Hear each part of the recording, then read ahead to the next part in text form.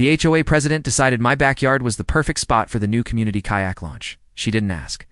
She just sent a crew to drill into my shoreline at 6 a.m. She thought the drought gave her the right to steal my land. She didn't realize that by sunset, I would legally own every single piece of lumber she paid for. I stepped onto my lawn to find a fresh cedar dock and Celeste, the HOA president, smiling like a shark. "Good morning," she chirped. "The drought shifted the water line, so we voted to put the launch here. It's for the community." She handed me a photocopied map where she had redrawn the property lines with a Sharpie. I told her boundaries don't move just because the lake is low. She laughed and said, "Don't be selfish. The ribbon cutting is at noon." She made a critical mistake. I'm a boatwright. I know maritime law and fasteners better than she knows her own rules. I went inside and pulled the original deed. The ordinary high water mark is a fixed legal stone line. It doesn't fluctuate with the weather. Then I checked the HOA bylaws, specifically Section 7.4 regarding unapproved encroachments. It had a beautiful sentence.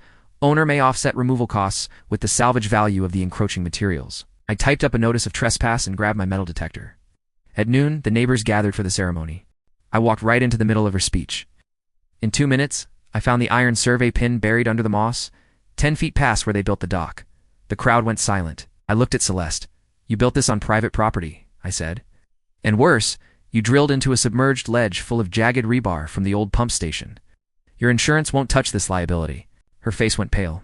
I handed her the notice. "You have 48 hours to remove it, or I will." She refused, calling my bluff.